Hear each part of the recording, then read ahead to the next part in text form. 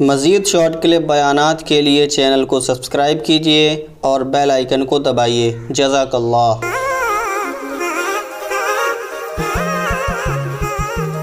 بچے اپنے بڑوں کا جب احترام کرتے ہیں جب ان میں قوت برداشت ہوتی ہے۔ موسیقی کی سب سے بڑی خاصیت یہ ہے کہ یہ آپ میں برداشت کی قوت ختم کر دیتی ہے، آپ میں برداشت کی قوت ختم کر دیتی ہے، کیونکہ آپ کو انجوائے کرنے کا مزہ آنا شروع ہو جاتا ہے۔ جیسے جتنے بھی نشے ہیں نا، جتنے بھی نشے کی چیزیں ہیں یہ آپ میں برداشت ختم کرتی ہیں۔ شراب آپ میں برداشت ختم کر دیتی ہے، چرس ہیروئن آپ میں برداشت ختم کر دیتی ہے، چائے کا بہت زیادہ استعمال بھی آپ میں قوت برداشت کو ختم کر دیتا ہے، سگریٹ پینے والے میں برداشت کی قوت ختم ہو جاتی ہے، کیونکہ وہ بار بار نشہ کر کے اس ذہنی سکون چاہیے ہوتا ہے، اس کو نہیں ملتے نشہ، وہ پاگل پنے کی باتیں۔ آپ نے کبھی سگریٹ، جو لوگ پینے کے عادی ہیں اور ان کو سگریٹ نہ ملے تو آپ دیکھیں وہ نارمل کنڈیشن میں بھی غصے میں بھنا رہے ہوں گے۔ ہمارے ایک دوست ہیں، ان کے والد صاحب نسوار بہت زیادہ استعمال کرتے ہیں۔ میں بس 5 منٹ میں اپنی بات سمیٹ کے ختم کرتا ہوں۔ وہ نسوار بہت زیادہ استعمال کرتے ہیں، تو مجھے ان کے بیٹے نے بتایا کہ رمضان میں ہم اپنے ابا کو افورڈ نہیں کر سکتے۔ ان کو جب 4 بجے کا ٹائم ہوتا ہے نا، جب نسوار میں کئی گھنٹے گزر جاتے ہیں، تو وہ ایسے غصے میں بھنائے بیٹھے ہوئے ہوتے ہیں کہ بس ابا کا بس نہیں چل رہا ہوتا، کوئی میرے سامنے آئے اور میں اس کی پکڑ کے ٹھکائی لگا دوں۔ تو کیا ہے؟ نشہ ہے نا، نشہ، برداشت ختم ہو گئی۔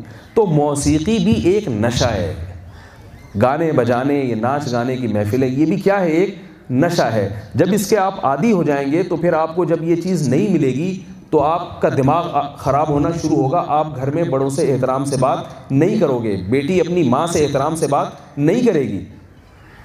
یہ ہو رہا ہے ہمارے گھروں میں، لوگ گھر کے بڑوں کا احترام کرنا لوگوں نے چھوڑ دیا ہے، بات ہی نہیں کرتے تمیز۔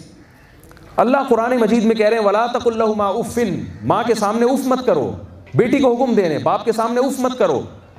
نماز اگر آپ پڑھ رہے ہیں اور باپ نے آپ کو پکارا، شریعت کہہ رہی ہے نماز توڑ کے اپنے والد کی پکار کا جواب دو۔ آپ ایسا نہیں ہے کہ باپ اور دادا آپ کو بلا رہے ہیں اور آپ ایسے بن کے بیٹھے ہوئے ہیں کہ جی میں چونکہ ڈرامہ دیکھ رہا ہوں، میں نہیں سن رہا کہ ابا میرے کیا، میں واٹس ایپ پہ لگا ہوں، میں فیس بک پہ بیٹھا ہوں، مجھے نہیں پتا ابھی ابا مجھے کیا کہہ رہے ہیں۔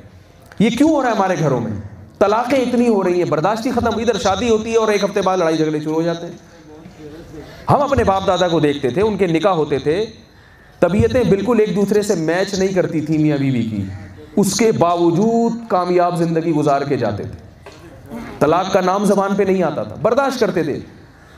آج پسند کی شادیاں ہو رہی ہیں پھر بھی طلاقیں ہو رہی ہیں۔ بھئی یہ تو تمہاری اپنی پسند ہے، ایک دوسرے کو اچھی طرح ڈیٹیں ماری ہیں تم نے، آپس میں کئی گھنٹے پارکوں میں بیٹھ کے ایک دوسرے کو سمجھا ہے تم نے، فون پہ تم نے دوستیاں لگائیں، پھر ایک دوسرے کو سمجھا، گفٹ دیے، تحفے تحائف دیے، اور اتنے عرصے تک تمہارے تعلقات رہے، اس کے بعد جا کے میاں بیوی کے بندھن میں ہو، اگلے ہی ہفتے پھر لڑائیاں شروع۔ برداشت ختم ہو گئی ہے، ذرا سا نہیں برداشت کرتے۔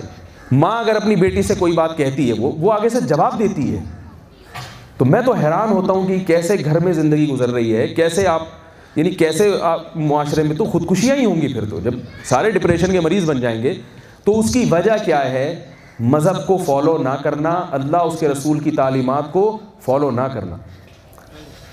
گھروں میں ایک طریقے کی زندگی ہونی چاہیے، رات کو جلدی سونا ہے، صبح فجر کی نماز کے سارے گھر والے اگر صبح فجر کے لیے اٹھے ہوئے ہوں، کتنا اچھا لگتا ہے گھر کا ماحول۔ لڑیں گے وہ آپس میں؟ ابھی نماز پڑھ کے بیٹھے تھوڑی لڑیں گے وہ آپ، نماز پڑھیے۔ نماز آپ کو آپ کے نفس کے خلاف مجاہدہ کرواتی ہے، صبح اٹھنا، وضو کرنا، پھر مصلی پہ آ کے کھڑا ہونا۔ تو جب آپ کی اولاد یہ کام کرے گی، جب تو اس میں ایک برداشت پیدا ہوگی۔ ابا نے کسی دن الٹی سیدھی بات کر لی تو وہ برداشت کر لے گی، اور اگر وہ اپنی مرضی سے اٹھے گا صبح 1 بجے، صبح 1 بجے اس لیے کہہ رہا ہوں کہ لوگ 1 بجے کو صبح کہتے ہیں۔ ہمارے ایک دوست ہیں، ان کو میں نے فون کیا دوپہر 2 بجے، کراچی میں تو اور دیر سے کیونکہ وہ زیادہ اپنے آپ کو ترقی یافتہ سمجھتے ہیں، تو وہ کہتے ہیں کہ بے وقوفی ہے 9-10 بجے سو جانا۔ یعنی آج کل ترقی کا ایک معیار یہ ہے کہ آپ رات کو 4 بجے سوتے ہوں اور دن میں 2 بجے اٹھتے ہوں، تو یہ زیادہ ایجوکیٹڈ اور پڑھا لکھا آدمی سمجھا جاتا ہے۔ اور اگر وہ پینڈوؤں کی طرح جلدی سو رہا ہے عشاء کے بعد اور رات 4 بجے، پینڈو ہے، جاہل آدمی ہے، تو پتہ ہی کیا ہے، الٹا ہو گیا حساب کتاب جو ہے۔ تو میں نے ان کو فون کیا، میں نے کہا آپ کے ساتھ میں نے بازار جانا تھا، تو 2 بجے میں نے ان کو فون کیا، تو کہہ رہے میں ابھی پہلے ناشتہ کر لوں اس کے بعد پھر چلتے ہیں۔ دوپہر 2 بجے کیا ہو رہا ہے؟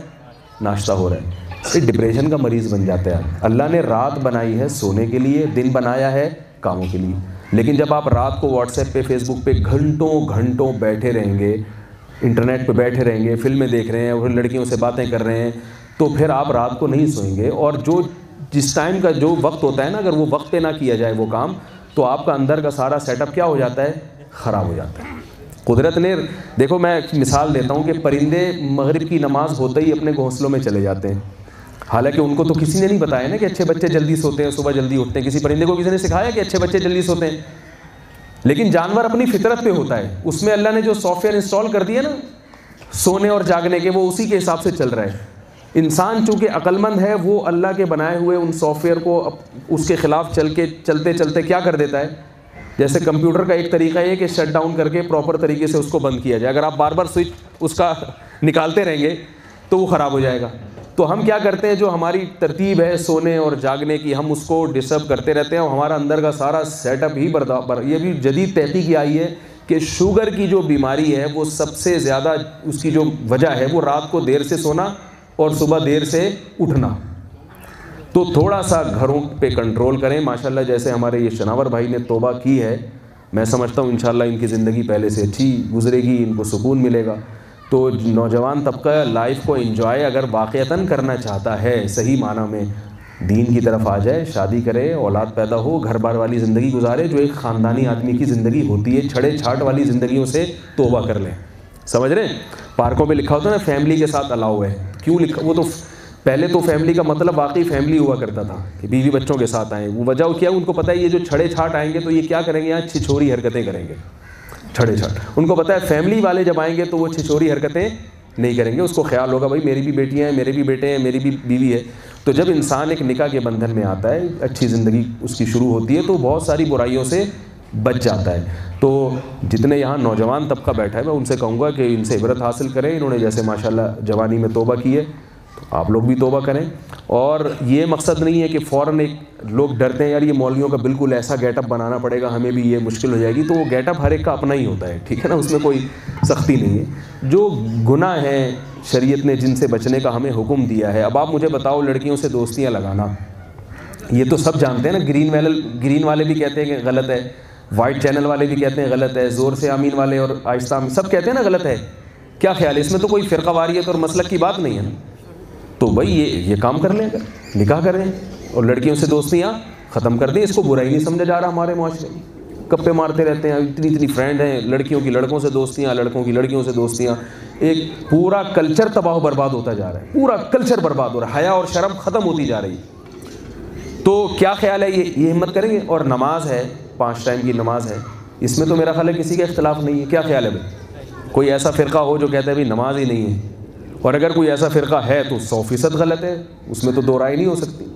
تو نماز میں تو میرا خیال ہے کوئی بھی نہیں ہے۔ اگر ہم فجر کی نماز کا معمول بنا لیں گے تو خود بخود رات کو جلدی سونے کی توفیق ملے گی، کیونکہ فجر میں اٹھنا ممکن نہیں ہے اگر رات کو آپ دیر سے سوئیں۔